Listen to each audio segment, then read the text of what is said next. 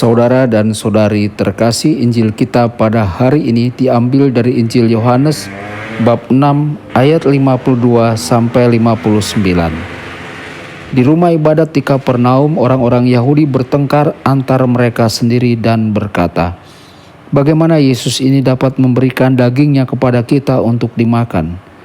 Maka kata Yesus kepada mereka, "Aku berkata kepadamu, sesungguhnya jikalau kamu tidak makan daging anak manusia dan minum darahnya, kamu tidak mempunyai hidup di dalam dirimu. Barang siapa makan dagingku dan minum darahku, ia mempunyai hidup yang kekal, dan aku akan membangkitkan dia pada akhir zaman. Sebab dagingku adalah benar-benar makanan, dan darahku adalah benar-benar minuman. Barang siapa makan dagingku dan minum darahku, ia tinggal di dalam aku dan aku di dalam dia. Sama seperti Bapa yang hidup mengutus aku, dan aku hidup oleh Bapa. Demikian juga barang siapa memakan aku akan hidup oleh aku. Akulah roti yang telah turun dari surga, bukan roti seperti yang dimakan nenek moyangmu, dan mereka telah mati. Barang siapa makan roti ini, ia akan hidup selama-lamanya." Semuanya ini dikatakan Yesus di Kapernaum ketika ia mengajar di rumah ibadat. Demikianlah sabda Tuhan, terpujilah Kristus.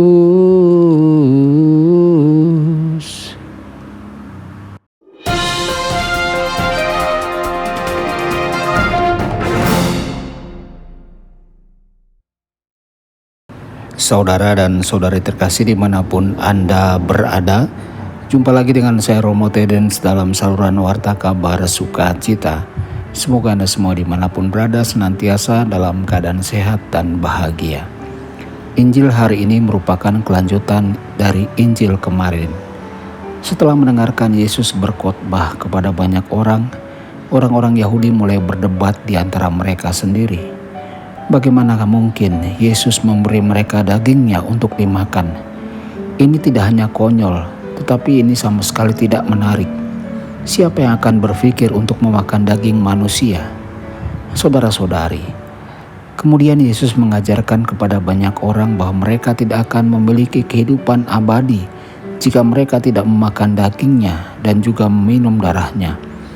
Namun jika mereka memilih untuk makan daging dan minum darahnya, mereka akan memiliki hidup yang kekal, dan mereka juga akan dibangkitkan pada akhir zaman. Yesus menambahkan bahwa siapapun yang makan dagingnya dan minum darahnya akan bersama Yesus dalam hidup abadi. Mereka akan hidup selamanya. Dalam bacaan ini, kata daging dan darah adalah ungkapan Ibrani yang mengacu pada pribadi seutuhnya. Ketika Yesus berbicara tentang daging dan darahnya, Yesus tidak berbicara secara harfiah.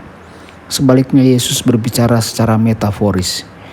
Yesus ingin kita memahami dan percaya bahwa ketika kita menerima tubuh dan darah Kristus, kita benar-benar bertemu Kristus dengan cara yang sangat pribadi.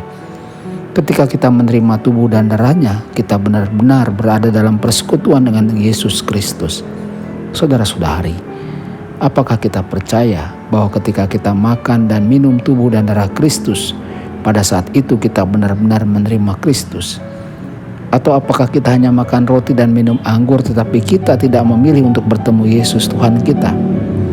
Menerima tubuh dan darah Kristus bukanlah tindakan ajaib. Setiap kali kita menerima tubuh dan darah Kristus, Yesus ada di sana. Namun kita perlu membuka hati dan iman akan siapa yang kita terima hari ini dan setiap hari. Semoga kita selalu membuka hati dan beriman akan banyak cara Yesus datang kepada kita. Dia bersama kita setiap saat. Tuhan Yesus memberkati dan menyertai Anda semua. Sabda Allah adalah kebenaran. Sabda Allah adalah kehidupan. Mari kita mencintainya, mari kita menghayatinya. Ya Tuhan yang ku muliakan, sabdamu angkat bersatu